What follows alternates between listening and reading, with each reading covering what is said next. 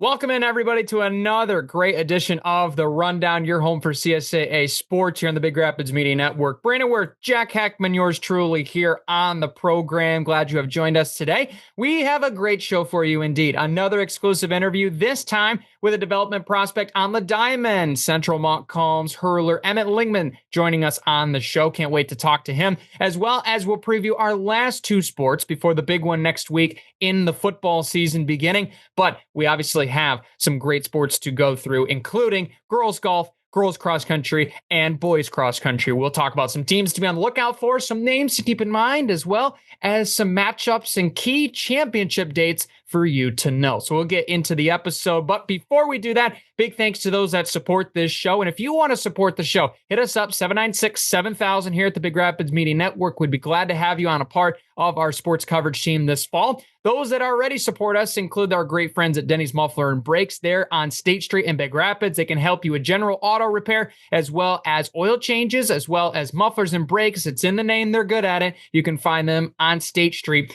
in Big Rapids. Big thanks also goes out to Eagle Village. If you want to maximize your potential as well as impact the lives of the next generation, find out more at eaglevillage.org. Eagle Village, where potential soars. Before we get into girls golf, as well as our cross-country breakdowns, here's an exclusive interview with Emmett Lingeman of Central Montcalm about his professional development experience and his recent exposure camp in Georgia.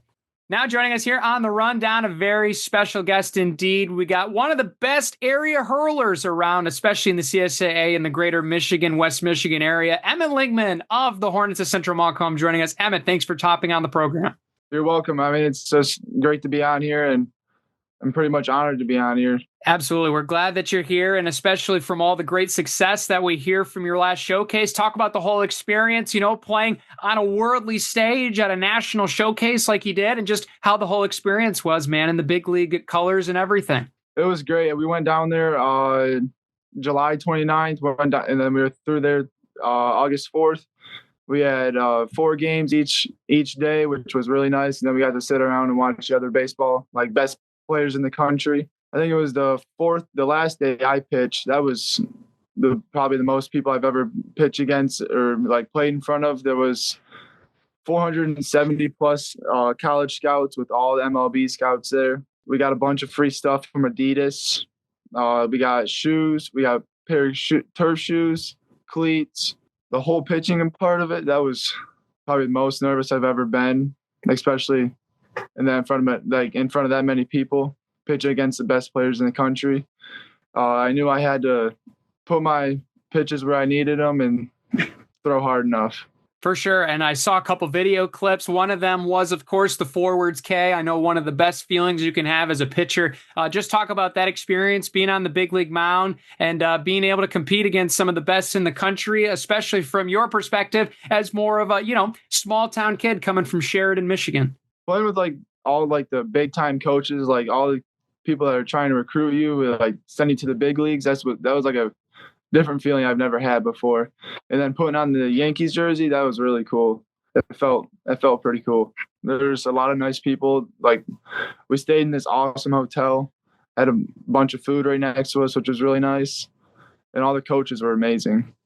Absolutely. And especially with that, I know you've been prepping for this type of exposure, working on a lot of stuff this offseason. Talk about some of the summer stuff you've done. I know you've been throwing on a couple of different summer ball teams. And what's your preparation going in here throughout this summer and into the fall months, obviously preparing for next spring? So before this high school season, I had to put on a lot of weight and a lot of muscle to throw harder. And I think it was 10 to 15 pounds of just straight muscle, which really helped me during this whole season, allowed me to stay mobile, throw harder, consistently. During the season, I just knew I had to eat a lot to maintain that weight, maintain my health in my body, it was hard, but it helps a lot. Once you take care of your body enough, it's a routine pretty much. I played for who was it? It was Capital City Kings 18U and 98 Rubber Ducks out of Big Rapids. Those are probably the two best teams I've ever played with. All the kids are great. All the coaches are great. And it's just a lot of fun to play with them. What was the biggest thing that you really were seeking after? I know you mentioned putting on 15 pounds of muscle. Was there anything, technique wise, working on certain pitches as far as the off season, or were you just trying to solely work on velo? My command's been there, but it hasn't been the greatest. And that was like my main focus because I knew velo comes once you get your command, you can throw it pretty much how hard you want it. It'll go in the strike zone. That was like so command was my biggest thing. And then a lot of stretching to help like my mobility and see how far my whole body can twist pretty much. Those were two main things in the off season. And this off season, it's going to be the same exact thing. Gotcha.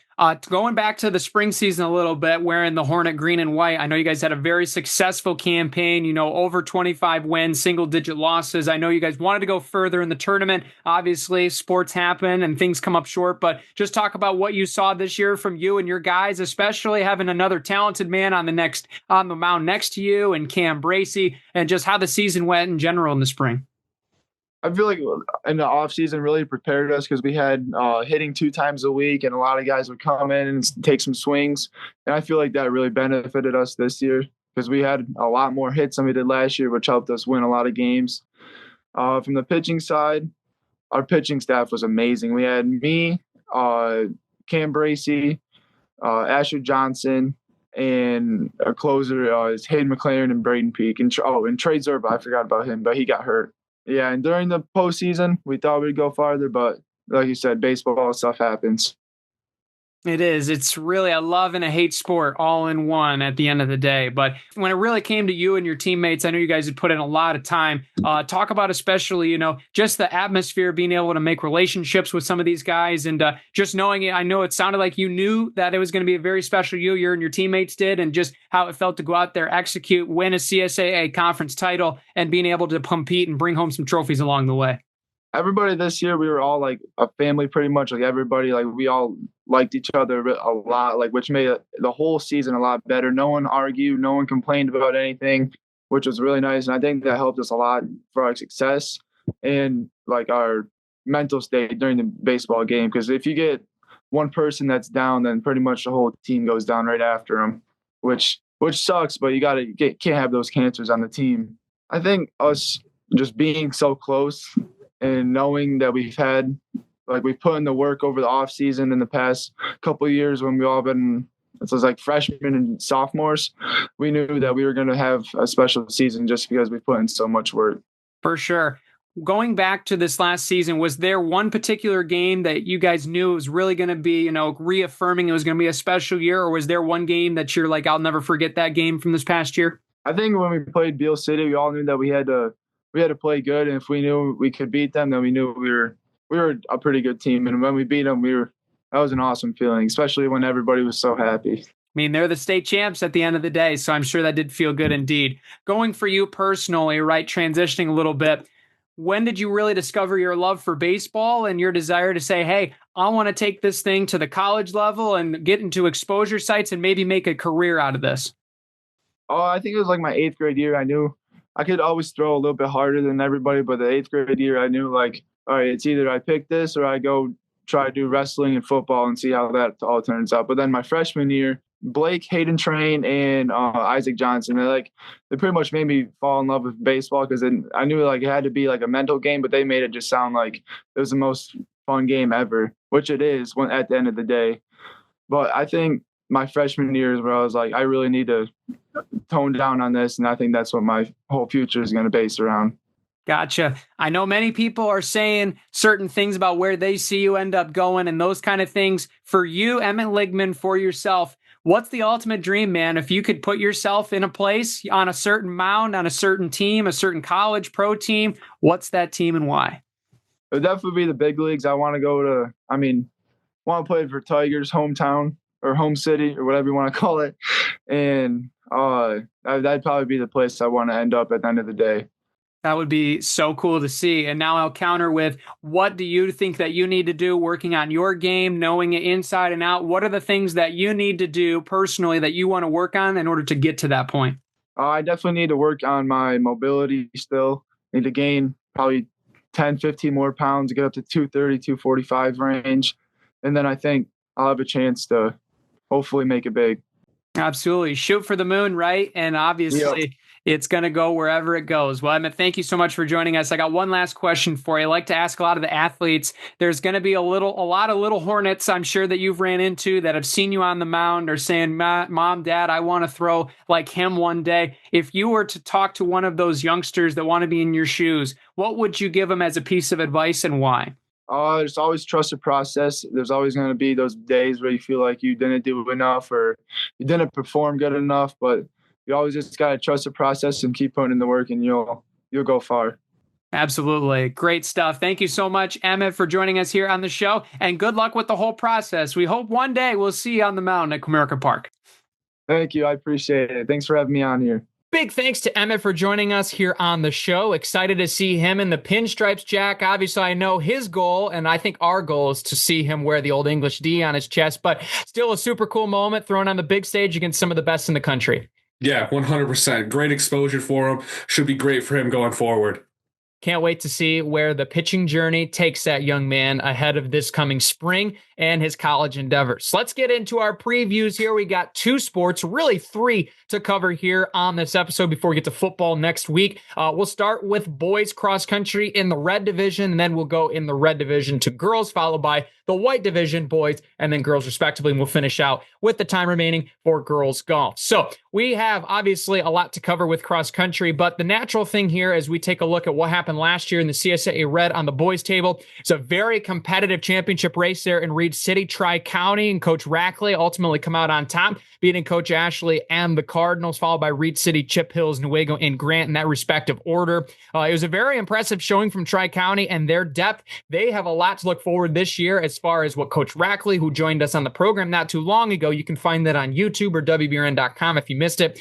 They're very excited to reload. Reed City also, despite the loss of champion Gus Rohde, they still have a lot of depth behind. They could be a team to watch this year. And for the Cardinals especially, losing 3 seniors on that all-conference squad list that we'll get to here in just a moment, they're going to have some definitely some young talent that are going to need to step up if they're going to compete in the top 3 this year. Yeah, 100%. But Tri-County returning 4 of 5, that is a huge, huge advantage for them. And that should be something that going forward, they're going to be able to build on. You get 1 championship, why not get 2 this fall?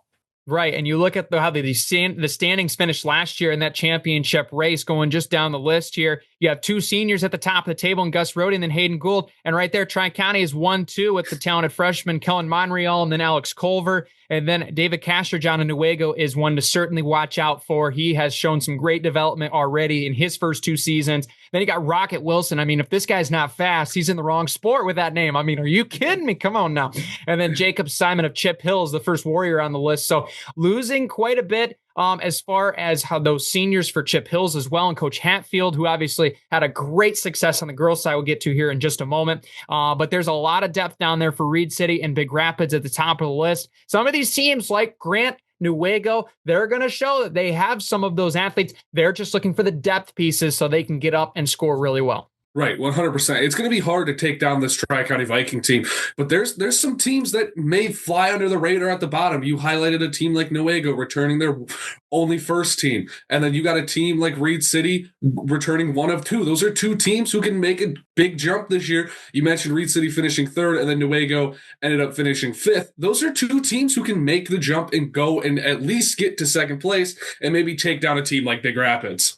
For sure. And I know Coach Omens is excited about her squad there in Grant. So we're going to see how it turns out this year, I should say, in the CSAA-Red. Let's flip over from the boys' side to the girls' side. Championship standings go as follows. The Warriors, as mentioned, on the top of the table, knocking off the Coyotes on their home course, followed by Newaygo, then Tri-County, Big Rapids, and Grant. And I think it was especially fun to see Chip Hills at the top, Quinn Hatfield, Dory Simon leading the way, junior freshman combo for Coach Hatfield. Laura Castrojohn of Newaygo was the ultimate champion as a sophomore. You can almost expect her to be probably the favorite going into her junior season at the top of this conference. But one thing to note, only 2 overall of the top 11 were seniors in the CSA-Red in the championship races, that being Claire Smooths, who is now running college, a former Reed City senior, and then Summer Adams of the Cardinals, the lone senior there. So there is only 2 and 3 altogether in the top 17, including Augusta Bowman of Chippewa Hills. So you can expect to see a very probably similar list, obviously barring injuries and health. But right now, Coach Hatfield's team,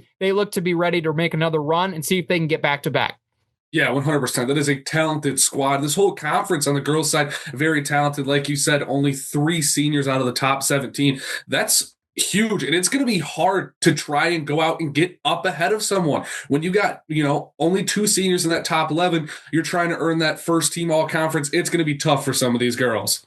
100%. And talking to some local coaches, including Rich Salonen of the Coyotes, they're very excited with their depth on their roster. I know the Warriors are very excited with their talent that they have at the younger levels, continuing to excel at the top level. But it'll be very interesting to see where Tri-County might be a team. Can they take a step forward with a lot of the experience they earned last year? Newaygo, can they fill in from 3, 4, and 5 to complement Castor John near at the top spot? That will be a big question mark going into this season and the CSAA championships. Those will take place on October 14th. That will be at Newaygo. So the Lions will have a little bit of a home course advantage. We'll see how they run the first couple hills, as that course is known to be an uphill start none the least. Let's flip over now to the CSAA-White and looking at this last year's results. Overall, it was a dominant season across the board for Central Montcalm. Coach Hoffman's crew on both sides. We'll get obviously to the girls in just a minute, but the boys first. I mean, they were just absolutely dominant. They're bringing back the whole crew once again. So they're going to be a heavy favorite in this conference. White Cloud really did show up very well with their experience with Colson Cruzan and Caleb Canning. Those 2 seniors competed very well for the Indians this last year, and including Wyatt Carnes in the 3rd spot. Then you have Kent City, Lakeview, and Morley Stanwood in the 3, 4, 5 positions, respectively. I could see Kent City as maybe a sleeper that can give maybe that flip into the 2nd spot. Coach Evers' crew have a lot of returners coming back this year that were all conference nominees as well. So that might be a team to keep on the radar as well. But big question, how does White Cloud rebound from all losing those seniors? Can they get it back to that number 2 spot? As much as we want to say they can compete with Central Montcalm, it's going to be literally and figuratively a tough hill to climb with how talented that program is right now. Yeah, most definitely. And you're talking about a team, let's just say, you're going to win the conference. Oh, and then you bring back all 5 of 5. It's going to be nearly impossible for the rest of these teams to climb that hill and getting over Central Montcalm. It's going to be a tough deed indeed. Let's look now here at some of the all-conference finishers from last year. Obviously, we mentioned Gage Hoffman as the champion there for the Hornets. Silas Wilson, Kyler Fertig, his teammates coming 3rd and 4th. Then Cooper Tiffany, the lone Wildcat, sophomore for Lakeview. Johnny Costin there of Central Montcalm. Evan Ralston as well, junior there in 9th. Brandon McCullough, also a first-teamer last year for the Eagles. So those overall, the returning first-teamers. And obviously, this is going to be a very tough race. It's going to be all the way through the season until October 14th, where I believe CSAA-White championships will be taking place on Morley Stanwood, which is a little bit of a more flatter course. So we'll see how the foot speed really goes down in that race. As we now look over at the White girls division, really it pretty much was the same exact standing, just with a flip at 2 and 3 and 4 and 5. So you'll see the Hornets followed by the Eagles, Wildcats, Mohawks, and then Indians in respective order. Overall, Coach Altman's crew for Lakeview had a very good season overall on the girls' side. They didn't necessarily see it as far as depth in the first team categories. Obviously, Cameron Soliday, the very talented sophomore, only one on that list, but there is a lot of depth behind her. So she takes a step forward, especially losing the top 2 in Lila Volkers and Kaya Hoffman at the top of the tables last year. This might be a team that'll be very interesting to watch, although the Hornets are going to be bringing quite a few back once again this year on the girls' side as well. And you're going to have, obviously, Kent City, a team that's been very fast in years past, relying on that young talent to push forward this year. Yeah, most definitely. Kent City had 3 first-teamers, losing 2 of them, returning 1 of them. That's a team that's got the potential, along with Lakeview, to take down a team like Central Montcalm. But you talked about it. How does that the depth behind them come in and join? And that's how you're going to have to take down Central Montcalm. You can't be a one-player team. You got to be a whole squad going against a team like Central Montcalm. Absolutely. It's going to take 1 through 7 indeed. Taking a look at some other notable all-conference finishers last year. Eliana Max of Kent City, a very talented freshman for Coach Evers, finishing in the 5 spot, followed by a whole swarm of Hornets in respective orders 6, 7, 8, 9 with Grace Costin, Andrea Ralston, Braylon Bunting, and Logan Tristad. They're juniors, as well as 1 sophomore in that 4 runner group there for Central Montcalm. So that'll be very interesting. The only honorable mention returning is a freshman, Clara Slezak of the Wildcats. Hopefully I pronounced that correctly if we have some Wildcats fans tuning in, but it'll be very interesting to see how that goes. Maybe it'll be White Cloud's year where they can take a step forward. Coach Atwood has been very adamant that they can rebuild this year. So it'll be very interesting to see what their season has entailed to try to compete in this conference. Yeah, most definitely. I said it earlier. It's a whole team sport. You can't just be one. You got to be seven. And that's exactly what the Wildcats are going to have to do to defeat a team like Central Montcalm.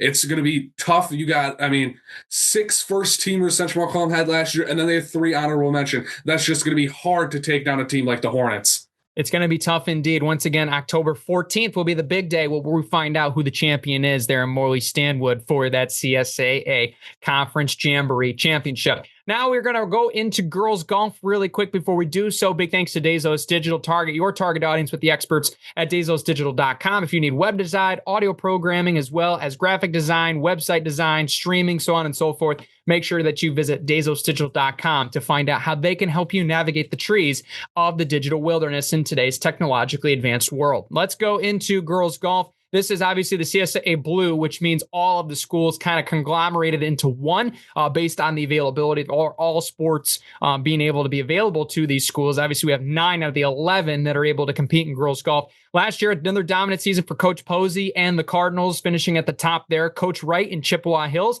getting the individual champion of Madison Allen, but finishing in the runner-up spot there in the team standings, followed by Lakeview, Central Montcalm, and Tri-County, your top 5. And as we make looking at the scorecard, it was a very close 3rd through 7th, really, and you could even argue that it goes into 8th.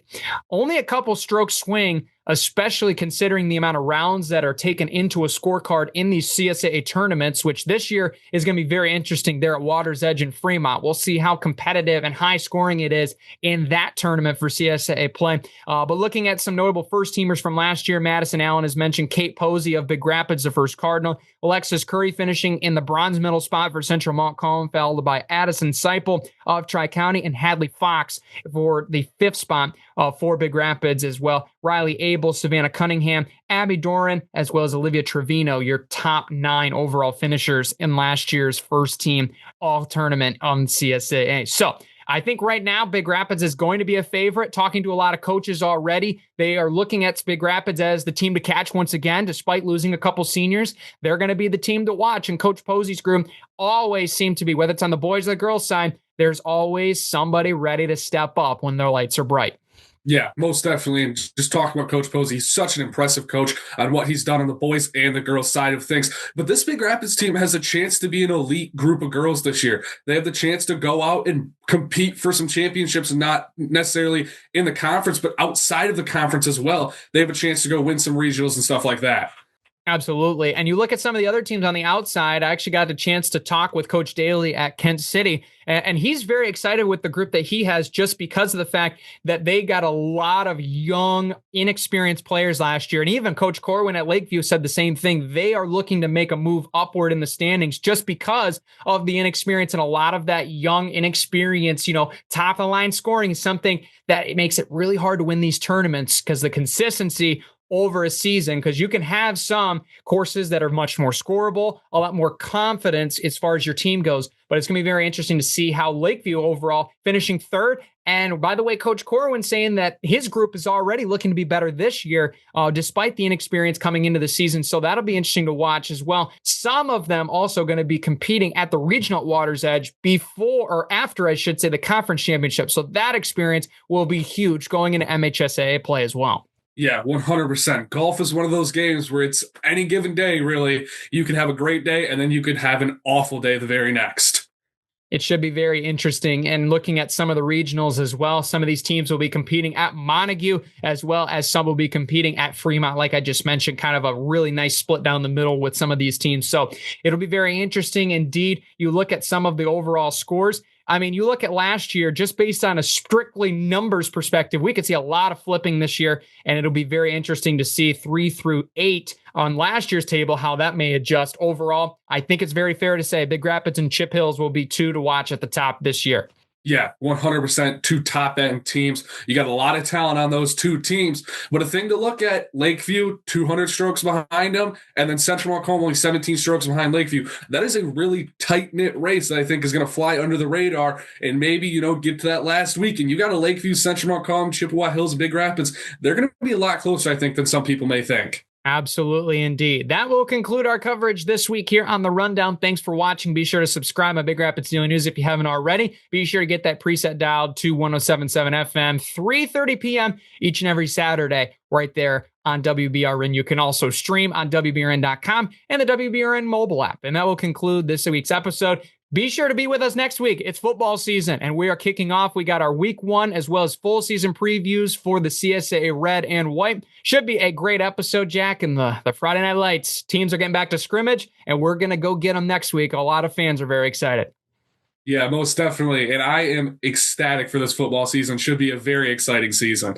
Absolutely. Be sure to be on the lookout for our previews coming out next week. And as well, be sure to subscribe here on Big Rapids Daily News for every edition of The Rundown.